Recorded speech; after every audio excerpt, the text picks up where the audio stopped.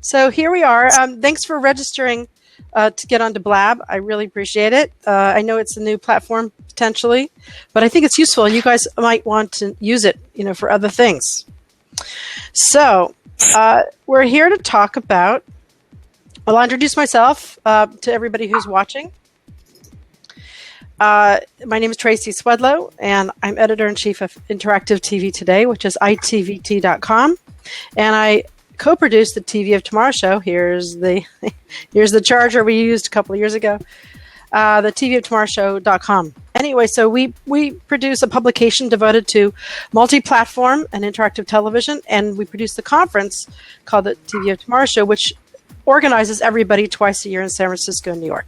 All right, so we're here to talk about the Emmy Awards, and this is the executive committee, or what's your actual title, from the Interactive Media Peer Group of the Emmy Awards. You all have your own spheres of influence and other things, that you have done in your careers, but you are leading the awards committee, or you're the co-governor, Seth. So why don't you, or is it co this year? Yeah. Can you hear me okay, by the way? Yeah. Why don't you guys go around? We'll start with Seth and go down to Robinne and then to Adam and back up. So it's kind of like the Brady Bunch. Woo. Hi, I'm Seth Shapiro. I'm co-governor of the Interactive Media Peer Group of the Television Academy. And tell us a little bit more about your background and what you do. And the book you've just... Oh, yes, the book. You cannot forget the book. I've been a consultant in TV and digital, thank you, for 15 years, and I've known Tracy for all of them. And I have a new book called Television Volume 1, which is, it's actually the full title is Television Innovation, Disruption, and the Story of the World's Most Powerful Medium. And it traces the origin of TV from this sort of renegade, weird technology to the point where it gets seen as a really valuable thing by the major moguls of the time. They're a huge IP fight. So we follow all of the birth of television after the World War II through the creation of CBS, the creation of NBC, Lucy, Jackie Gleason, Edward R. Murrow, JFK, Star Trek, all of that stuff straight into Norman Lear, Fred Silverman in the 70s. And we're looking forward to having you discuss it and show it off at TVOT, June 7th and 8th. Me too. Yeah. Me too, because it'll be out. Okay, great. Robinne, tell us a little bit about you and what you do at the Academy. Sure. Well, I haven't written a book yet, so I have a long way to go on that front, and let alone an awesome book that Seth has written. But I am co-chair of the awards committee for the Interactive Media Peer Group. This is going to be my second term serving, but I've been involved with the Television Academy for a few years now due to my background in mainly on mobile interface design for interactive experiences. So I was at IMDb and did some work on the Voice Interactive for Latin America and Brazil, and just have a long history in working on emerging platforms wherever content is involved. And I was at MySpace working on MySpace TV for mobile. So I've been around the interactive block a few times, and this is the most exciting time of the year for us at the on the awards group, because we get to acknowledge our peers in the same space. So that's why we're here today, to talk about that a little bit. So thank you for having me. Thank you. Thanks for actually setting this up. And Adam, tell everyone about yourself. Adam Dubov. I am a digital media and television executive. Originally, what I call a recovering film director. I started off as a motion picture director and screenwriter in Hollywood. I've been doing interactive media for well nigh almost 20 years now. Started with AOL back in 97 in Los Angeles, an outfit called Entertainment Asylum, where we were doing some of the first streaming video that AOL ever did, long time ago, and several stints with them. .com boom, Real Networks in Seattle, and then for the last 7 years, most recently I was with HBO in New York, and I ran the digital media group there and all of the digital content extensions for HBO's programming. 2014 Emmy Award winner, Primetime Emmy Award, from the IMPG for our work on Game of Thrones. And I am currently out here in San Francisco area working on the brave new world of virtual reality. Well, VR. Everybody's getting into VR these days. I actually started my career covering VR in the early 90s, a long time ago. There was a permutation of that. Absolutely. Yeah, people don't realize it's been around for quite a while in different, like you said, in kind of different life forms. But I went down to Cyber Arts, if you guys remember that, in Pasadena. And it was Jaron Lanier, Brenda Laurel, Linda Jacobson, all these people. And then I wrote the first VRML, the history of VRML, hanging up here in San Francisco. But anyway, we can talk about VR but another time. But the format of this kind of environment, by the way, is that, you guys can talk at any time. I mean, we can do a traditional thing where I interview you, but if you feel like jumping in, I mean, this is really about everybody engaging. So feel free. Oh, we've got a message. Jason Clark? I'm not sure. Oh, it went on Twitter. Okay, so somebody, I think, posted this on Twitter. All right, so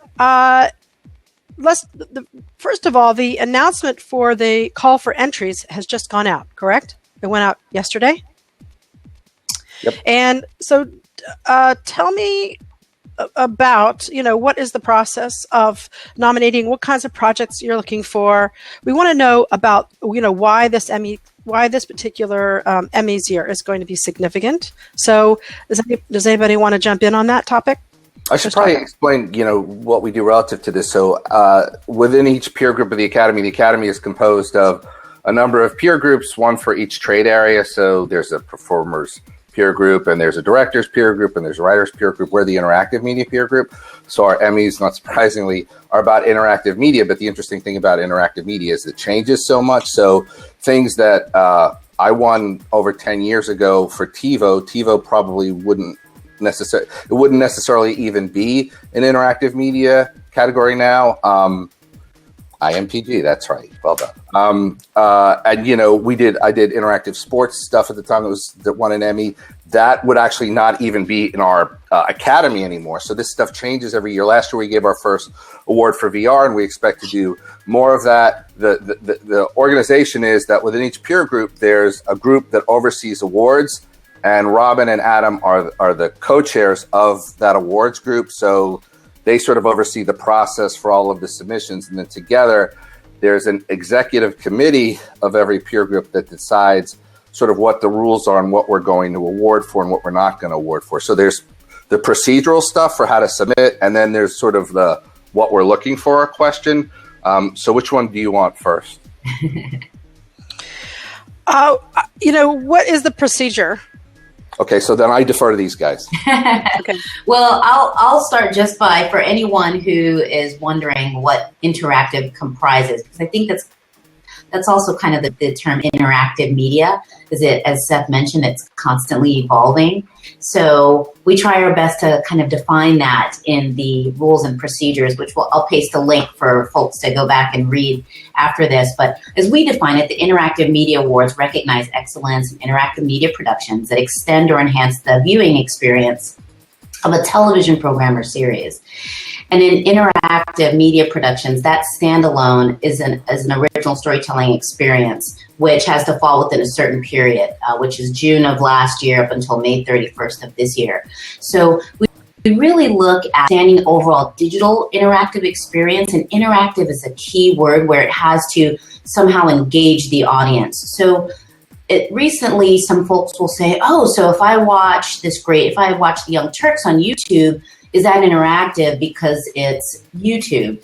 Not necessarily. And this year it has a new category, which we may touch on later. It really does have to involve and engage the audience and the viewer in a very rich experience that kind of moves the plot forward, the characters in the digital realm, creating a cross-platform environment. So that's kind of just to set the tone as to what interactive is. But Adam, I'll let you speak a little bit more to the criteria and some of the details within that if you want to jump in. Sure, I can give you the basic rundown on what the areas of competition are and what the actual awards are that we award through the IMPG. There are actually 4 of them.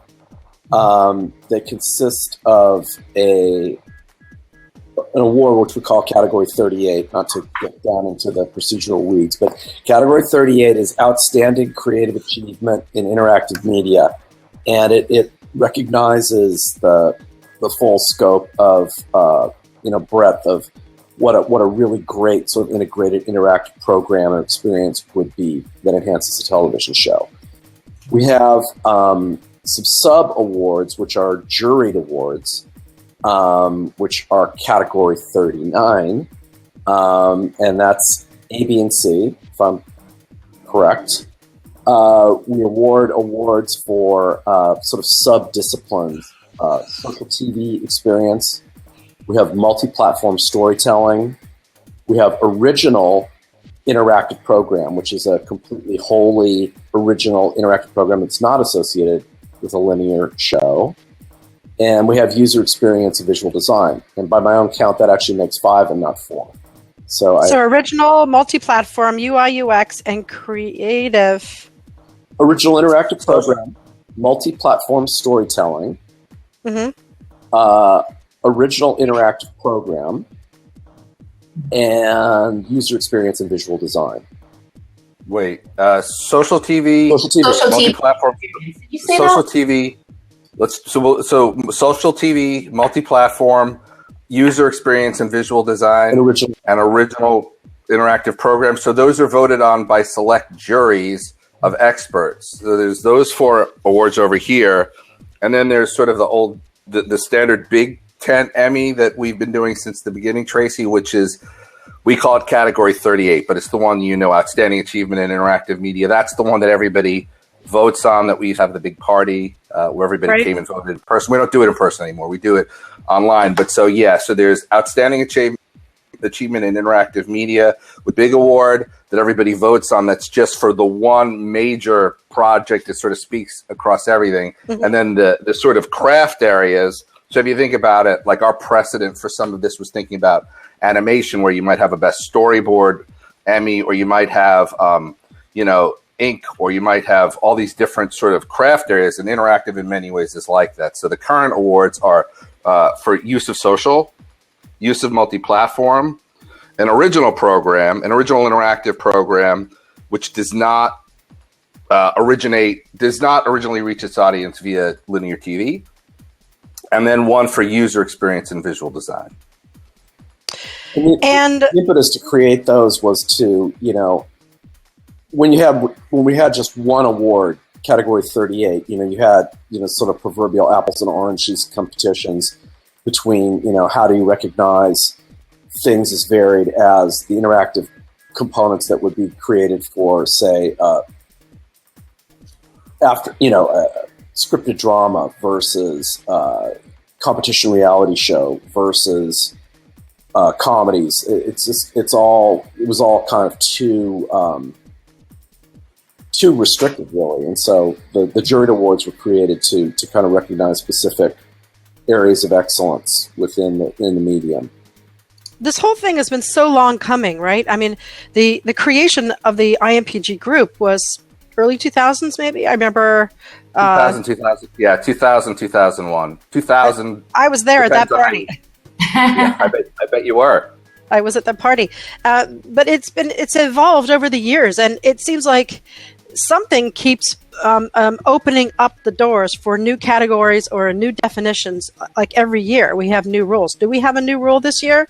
At first, I think it started with barely like one award that got a certificate. Now I think we're giving trophies. I mean, it's taken a long time for the community, the traditional TV community, to welcome, these. Yes, I'm the proud owner of one of those fishing trophies, like the plaques that preceded the fact that we gave actual physical Emmys. It's a great question. So these all get physical Emmys, same Emmy that John Hamm gets. And the other good question you ask is, no, the categories don't change this year. We don't change them that frequently. It's a massive process. We have to go before the board of the Academy and submit our changes. It's not something you do often, but we anticipate that we'll change them again pretty soon. So actually, the submission process, when we sort of see what people are doing that's really cool, that's the thing that always makes us think, wow, maybe we need to acknowledge this. So it's, to Robin's point, really fascinating time of the year for us when the submissions start coming in. So let's talk about what's happened over the last few years. What kind of trends have you seen in terms of what's been nominated, what has won? And then let's eventually get to what do you expect to come in this year, or what should get nominated? You know, what kinds of projects are you looking forward to seeing? There's a lot of questions in all of that. But go ahead, Seth. Do you want to take that Greg Brady down there in the lower whatever that is? Adam? Well, in terms of what's been nominated, what's been awarded, Jimmy Fallon has been. He's cleaned up. He's been on a tear. Tonight Show. Jimmy Fallon has been spectacular, just in terms of the last couple of years, just in terms of their whole embrace of really just about every interactive component you could possibly name under the sun, and also, you know, incorporating interactivity and digital media into the actual content of the show. And really, it's such a major component of his show. So that's been a major trend of late. And as Seth mentioned, you know, we recognized our very first virtual reality piece of work this last year in the interactive user experience and visual design category 39. Do you remember who that was? I can't remember who that was. That was the Sleepy Hollow experience that's right. was done for Fox. That they put. And then you get projects that really kind of take an interactive to like a whole nother level, like Archer did that we saw last year. They had this massive Easter egg that turned into like almost a global scavenger hunt for the viewers that integrated a lot of kind of cryptography and puzzles and challenges that were across the program itself, and then you know, through the interwebs. Like, it really did kind of take immersive interactive experience to the next level by really bringing like the narrative across and outside of the show itself. So, you know, when you ask about like what kind of programs we hope to see and award this year, it's really the ones that like uniquely engage audiences. Again, on that interactive platform, but to kind of take it to a next level. What is being recreated? What is being reinvented? How are programs really reaching a deeper level with the viewers? Well, Jason to the right, who's been very kind and helped me understand a lot of stuff on Blab, he's asking some good questions. You know, how do you define what could be that interactive component of a program? Is it a mobile game? Is it all those videos that Jimmy Fallon puts out? Is it, you know, we have this category, multi-platform storytelling. I mean, how do you guys wade through all of that stuff and say, this is actually, you know, an accurate, or, you know, this is a nomination that fulfills the criteria under this category, but this doesn't? How do you sort all that out? Who makes those decisions? Well, there's actually specific language that you can see on the Academy site. So every year going into this, we have to can the specific verbiage and sort of begin to think about what the award is going to go for, and then we more or less live with it. So with the juries, there's an amount of latitude, because you've got, if it's multi-platform, then you've got people who've done a lot of multi-platform content. But if you actually go and look at the language, which we won't read to you here because it's long, it pretty much says what's eligible and what isn't. But what's really interesting that happens there's sort of a continuum. So to Jason's question about VR, in a way, like the VR conversation probably started 6 years ago when wasn't necessarily VR, but Aaron Koblin and the Google Chrome guys, even though they weren't doing, HMD stuff, they were already starting to play with themes that suggested some of the stuff we were going to. They were immersive experiences, browser-based experiences like Johnny Cash Project or The Wilderness Downtown. And the first year they submitted, we really wanted. It's amazing. It's still just brilliant. That's the kind of stuff that you want to acknowledge because it's so groundbreaking. And at the time, we didn't have a category for it. And sort of, to the other big point, like another example of a project. So we really, I think all three of us really were big fans of Joe Gordon-Levitt and Jared Geller's Hit Record on TV. So when that submitted for an Emmy, not that many people had saw it. If you put that up against Fallon, it's hard. And that's part of the reasons that the awards are designed this way. It's to acknowledge stuff that otherwise, I mean, that's sort of the beautiful thing about awards when they're done right is they can, like you probably know this, like the reason the place All in the Family broke out was not actually when it showed linearly. It was when Johnny Carson, who was hosting the Emmys at the time, loved the show and decided that he wanted the Emmy show to open with Archie and Edith and Mike and Gloria doing a skit from All in the Family. That's how a lot of people found out about it, and then it went on to win all these Emmys. So at its best, these awards can kind of bring great work to the service. So I think that's what we try to do. I think to that point about hit record is such a fantastic example and a really great example of where the sort of juried categories really come into play to recognize excellence, because you got a show on a very small network, Pivot, and which, to Seth's point, very few people had actually seen, but incorporated really crowdsourcing to shape the narrative of the programming, and it was very, very novel. And the fact that we had that juried award for social television experience really was a great opportunity to be able to award a show like Hit Record in a year where we're also giving, the big one, 38, to The Tonight Show with Jimmy Fallon. And so it's kind of like the United States Senate in that respect. It's like you can actually reward Rhode Island. It doesn't have to all be California, New York, and Illinois. No, what do you guys think about? Oh, go ahead, Robin. I just wanted to reaffirm what Adam said. We really, really want to encourage, smaller production to apply, to read through the criteria, and even if they're not eligible this year, to really think about, how can our programs be more interactive so that next year we can see submissions from more diverse content, because we want to see like a broad spectrum of implementations and creativity, and not just from the big guys, because we know it's possible among any creative or producer. Yes. Sorry, I interrupted you. Go ahead. No. I was just saying, so yes, to add, I was just furthering Adam's point on that one. Now, Game of Thrones, the work that you guys have been doing are all big branded, content projects funded by the biggest names in the business. There are a lot of other projects emerging that might just appear on the web, might just appear on YouTube, might just appear, what about new content formats that we're seeing on Periscope? Or what if somebody produced a show on Blab, with the conversation? What do you think about the emergence of live streaming, social media, and live interaction in a live streaming environment, for example, in a new content format? Is that too early, or is it? It would qualify. I mean, so off the top, what you're describing would probably qualify for original interactive program. I don't know what you guys think. It sounds to me like on first blush, if we got a submission for a show that originated on Periscope or here on Blab, that it would meet the criteria for best original interactive program. It would then be up to the executive committee and then the jury whether that achieves the standard of excellence. But I think it'd be eligible. Brittany Metz here on the right said she'd love to see scripted Blab sketches. There you go. Create them. Do it.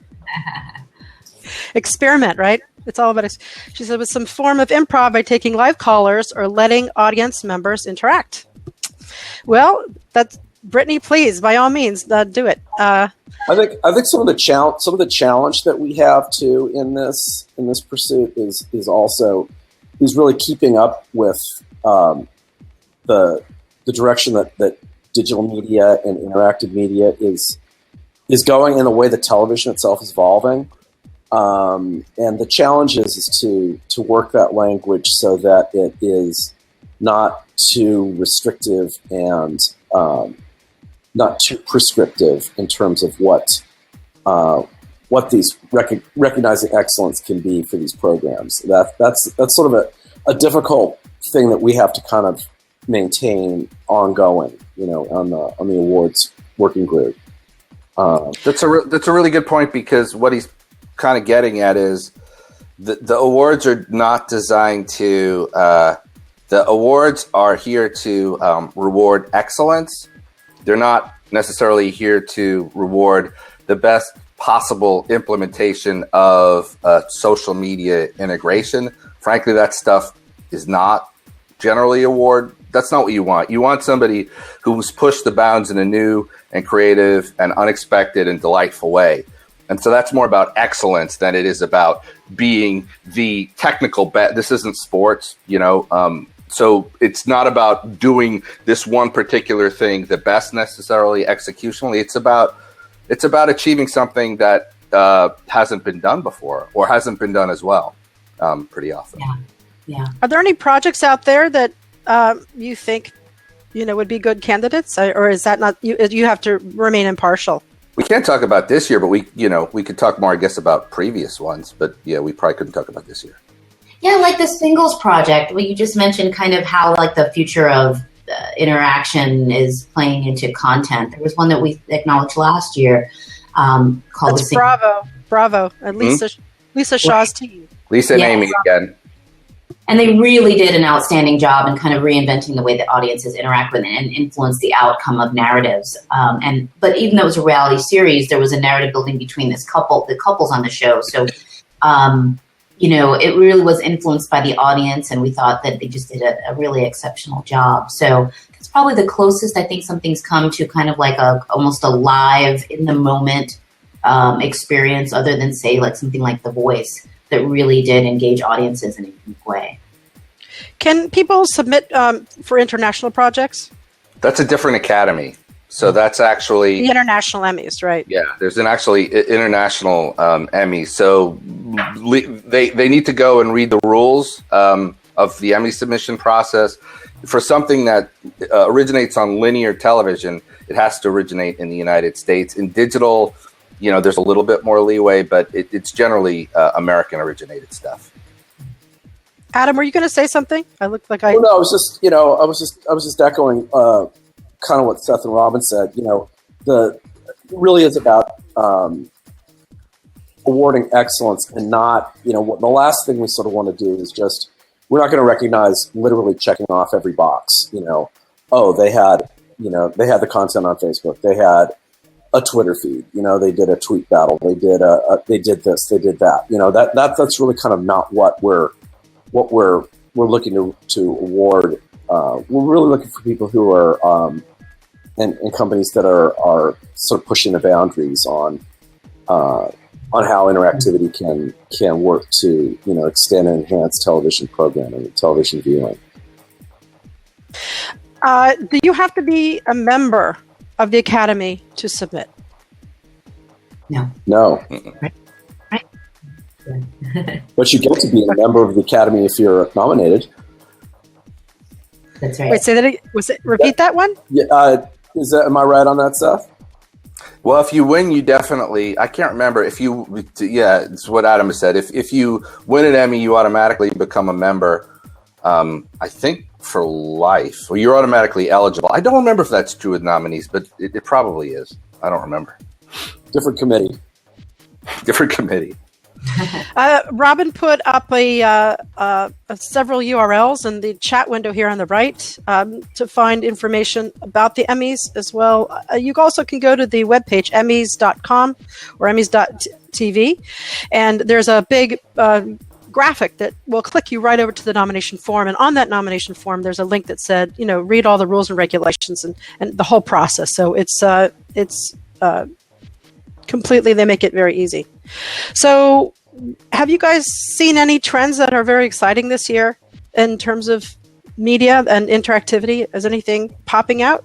Not necessarily that you're expecting to come in, but just things that you think are raising the game, perhaps. Well, immersion generally, like the idea that instead of watching a passive linear narrative, you are now either the protagonist in that story in the case of VR and AR or MR, and on the one hand, and then the notion that TV is less of a monologue and more of a dialogue, that there's a direct relationship between the fans and the talent. In the case of online content, those are both huge. Robin? Well, and also we haven't submissions yet, so it's going to be exciting to see what does come in. I would also add that the coolest part of all of this is to actually get the submissions, and you really the group, the the AWG and the executive committee of the Interactive Media Peer Group really has a wonderful opportunity to see literally the proverbial 30,000-foot view of what is being done in interactive in television in the United States. And that's exciting when that actually comes in. And oftentimes I think we're surprised, by what we see and surprised and delighted to Seth's earlier point. Robinne? I've been seeing, and you mentioned, Tracy, Adam mentioned we don't know what's going to come through, so it's exciting. Can you hear a little bit of that? You sound like you're in a fish tank at the moment. I sound fish tanky. Oh, it's getting better. Jason points out, I guess he wants to know, by the way, to your point, Seth, what is immersion? Let's talk about the whole VR thing, because it's a completely new experience for a lot of people. There are different types of VR immersion. There's the 360 video, there's 3D graphics, there's 3D immersion video with AR graphics on top of that in interactivity. I've definitely seen my share, but you get out there into the world. Do you think that some of these new stories, there's something called Alumet that's going out there. That's going to actually be at Tribeca, and it's amazing. It's going to be at the Tribeca Film Festival. So there is a lot of work, a lot of energy going behind trying to figure out how to tell stories in this environment, and so it'll be exciting to see. That's the thing, though, is that VR is still a singular experience, right? I mean, it's not connected. It's not live streamed. It's not a community. It's not like you can even track that someone's watching those experiences. Is there a number of people that have to watch these programs in order to be, a justifiable nomination? Is that required? So the best answer for that is everybody should go read the requirements listed for the 5 different categories. As Adam said, there's one called 38, which is the Big 10. Oh, wait. And then these other 4 are 39. Numbers have changed. They're actually 40 and 41 this year. Oh, boy. Okay, so 40 is the Big 10. Thank you. And then 41, A, B, C, and D are these juried awards. We actually can't, we can't give people, advice. It's sort of against the rules. So they have to just go read and make the best interpretation they can. And then they can contact the Academy if they have questions. With VR, the issue is obviously how many people have seen it. And it's still very much, in the early days of anything, it's a real question. Like, if 3 people have seen something, does it qualify? It's a 2-hour conversation. Yeah. Yeah. Sorry. There are specific rules about it being made publicly available, and that's a criteria that is kind of boilerplate built into the rules structure in general.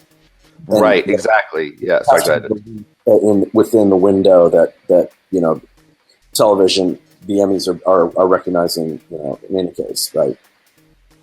All right, we actually originally said about 30 minutes, but let's get to some nuts and bolts, and then I'll let you guys go back to the wonderful world of TV. Let's talk about which of these awards will be at which awards ceremony, right? The Primetime versus Creative Emmys. Let's discuss that complicated situation. Let's do that first. Yeah, so they'll all be at Creative Art. So there are actually 2 different groups of Emmy presentations, parties, and balls, and all that stuff. The first one is called Primetime Emmys. That's the one you want. Well, actually, there's more. There's 4, but we're talking about 2. The Primetimes are the ones that you watch on TV that have Best Actor, Best Actress, Best Drama, Best Comedy. Creative Arts are the below the line, sort of traditional below the line and crafts groups. All of these 5 awards are in Creative Arts. Now, the interesting thing this year, which is good, why it's good that you ask, is with this sort of explosion and new renaissance in TV, there are so many Creative Arts awards that for the first time, there are going to be actually 2 Creative Arts awards shows. There's going to be one on Saturday and one on Sunday. So it's now not the Creative Arts Emmys, it's Creative Arts Weekend. There's going to be one on Saturday and one on Sunday. It's going to be Creative Arts Week. It's going to be Creative Arts Bedlam. Yeah. And just to make it more confusing, you actually win Primetime Emmy Awards. They are Primetime Emmy Awards. but some of them are given out at the Primetime Emmy Awards ceremony and broadcast, and the Creative Arts Awards. You'll also receive Primetime Emmy Awards. But the awards from the IMPG always go in creative arts. They maybe they get a little TV moment that says, here, there were some interesting things awarded at Creative Arts, but they're never actually during the main ceremony, correct? Yeah, that's right. But that's actually, it's a good question. That's actually not determined so much by the Academy as by the broadcasting network. So the Emmys, unlike the Oscars, are on a wheel where CBS, NBC, ABC, and Fox each get the Emmys every 4 years. And it just has to do with how long the show is and how much stuff they can fit. And some years they're a little bit more generous and more stuff gets in the show. And sometimes they have more production stuff and there's less room. And it's a production decision. But to Adam's point, they're exactly the same awards. The Best Actor award and our category 40 are exactly the same group and the same designations, etc. But the Creative Arts ceremonies will be which month this year? September. September? And it airs, it's still scheduled to air on FXX and at the Microsoft Theater. But I don't know if we have a final date yet, but yeah, September. In LA. And it's still a big party. You still have to wear a tux or whatever, whatever you want to do. It's still, there's a lot of glamour, wear a kilt. There's a red carpet. It's still a big glamorous experience, right? There always is a guy in a kilt too. That never fails to disappoint. Yes. Was it gonna kill? Let's talk about my ex-Scottish boyfriend. Anyway, let's then talk about the voting process, just so people know the sort of stages that this happens as well. You guys want to take it? I'll start with Adam. I'd love if you could come in too. So I think we mentioned earlier it's broken up. There's category 40, which is voted on by the Interactive Media Group at large, and that's done. Folks do that at home. But then there's these juried awards, and that's 41A through D. Original, interactive, multi-platform storytelling, social team, and user experience that are voted on by a jury. And the juries are culled through the thought leaders and key influencers that are making this content, as well as their own respective careers and roles. And so they're very well acquainted with the technologies, being able to separate best practices, which, someone mentioned best practices are not excellence versus, true awesomeness and what's new and groundbreaking. So they have this level of expertise. How many people are in the IMPG? 700. 700 heading towards 800. All in. And you're always looking for new members. Members. Yep, absolutely. Join. Always, yes. So actually, you can also go, if anyone is watching and is interested in membership, Emmys.com has that information as well. Just go to join membership and make sure that you qualify under your respective peer group. But yeah, so Adam, yes. The voting is happening online this time. There's not the big party, like you said, Seth? The voting happens online. We still have the big party. We have the big party anyway. It'll be in September. It's called the Celebration of Excellence, but we don't vote at it anymore. The voting is all done online. Yeah. And so the juries that we have for the juried awards are, they're not official nominations. So if you kind of get, quote unquote, into that final round, it's a little bit different. And I won't go into too much of the operations and politics around it. But those are the ones that are voted on by the jurors that, again, are coming from the industry. And we sit down on one day and we go through this call down list of submissions. And then from that, one, none, or more than one are awarded an Emmy in those respective juried awards that we mentioned. That bears mentioning. And I'm a little bit late to the draw there. I didn't realize that we got shifted down from 38 and 39 to 40 and 41. Good to know. The category 40, which is the big sort of overall award. That's the traditional award that's been given. People or groups are actually nominated for those, and those are the same as any Emmy nomination in any of the other categories. It's a little bit different with there's one award that will be given, and that's really a sort of best in class, one award, one winner. The juried awards you don't receive a formal nomination. You're selected to present work to the juries, and that happens at our jury day, which is in August. And that process, they're voted on by the committees, by the juries, in each respective area of competition.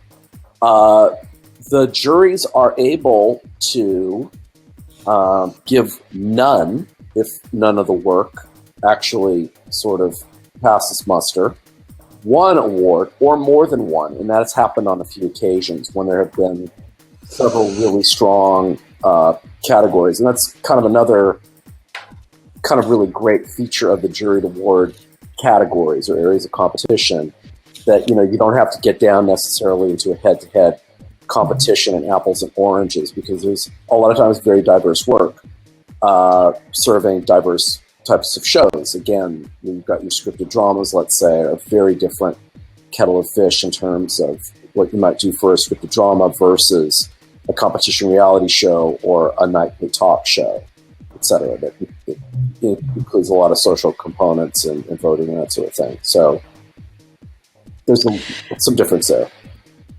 All right. Well, I want to wrap it up, but one last question, and maybe it's a question for Seth, because you get around, Seth. And thank you. I want to have all you guys get around. Maybe these questions for all of you, but give me a sense of what the Academy thinks of the IMPG. Are they afraid of it? They're excited about it. They're supportive. They want to do more. I mean, what's the sense? What's the future trajectory of interactive media within the traditional television industry? Boy, that's a good question. I think probably 15 years ago, there were a lot of people that scratched their head and said, kids with their rock and roll music screwing everything up in the TV business. I think it's hard to not. I mean, I think now there's a lot of questions. We get a lot of questions because we're sort of at the forefront of all this stuff that turned out to be pretty significant, didn't it? It didn't indeed turn out that all this stuff was a fad. And, there were a lot of people who believed that 15 years ago. So that's definitely good. We are also, the Academy for the first time this year is also going to be giving short form digital awards, which is solidly aimed at reaching out to online content creators. So we're super excited about that. You can contact us with any questions about that too.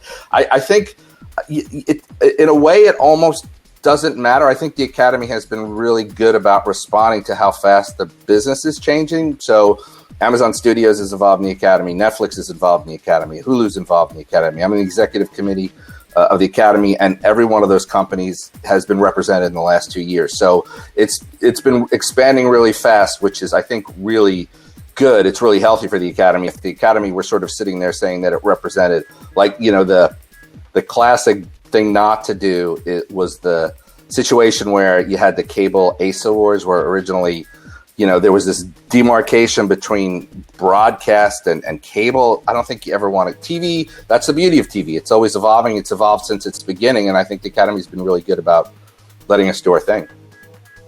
Jason says, I think we need to honor and highlight how people innovate using the constraints of media platforms. I'm glad the awards exist and appreciate this conversation.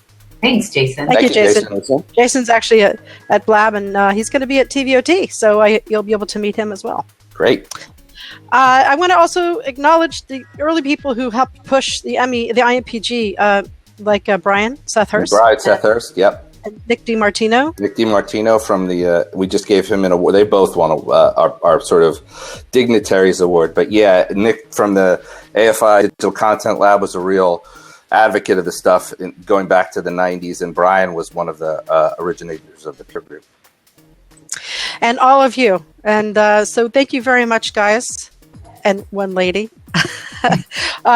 So that's it. Unless there's anything else that you want to mention, I think we can bring this to a close. And I hope one thing really quickly. Yeah. Just as key dates for anyone interested in submitting. As we mentioned at the top of the call, they're already open. So anyone planning on submitting, now's the time to start. It closes on May 2nd. You do have until May 31st to tinker with your application if you need to swap out an episode, which is something that's in the rules and procedures that not everyone catches right away. But we really want to encourage everyone to send in their best. Everyone works so hard. And as Jason mentioned, there are constraints that as interactive creators, we have to constantly kind of knock up against. So we take that into account as well, but we don't want that to be something that you feel as though, oh, I don't know if mine qualifies, maybe I shouldn't submit. We'd like to encourage really your best work to come through this year, and we're looking forward to doing it. So just wanted to mention that. And we will help you. Yes, and that's what we're here for, to help. Well, I mean, and I'm asking another question, but when they submit this, do you find people struggling and then you reach out to them, or how do you engage in conversation to help? We do. We help people with their submissions, with their entries. Sometimes there's stuff isn't correctly sort of filled out or described, and sometimes people may be steered toward a different category or subcategory than one that they thought that they were most appropriate for, and we will help them with that. Well, that's very nice of you. That sounds great. All right. Well, let's close and say thank you so much to Seth Shapiro. And thank you. So we should thank you for all of your support to the Interactive Media Peer Group over the years, and to the interactive events, services, all those different things that TV's been called. But thank you for your 20 years, is it? 15, 20 years of being at this? Next question. I've been working in television throughout all the 90s and started this ITVT in 1998. But thank you so much. I appreciate that, and I am very proud and honored and privileged to be part of this community in my own way, and excited to showcase you guys all coming up at our event. And thank you so much to Robinne Burrell. And we'll be interviewing you very soon, actually, about your work as well, individually. Maybe we should do something with you, Seth, about your book, and Adam Dubov. Thank you. Thank you very much. If you have a project, let me know. We can do another one of these, or a one-on-one. Thank you very much, everyone. Thank you, everybody. Bye, everyone. We'll see you soon. Take care. Bye.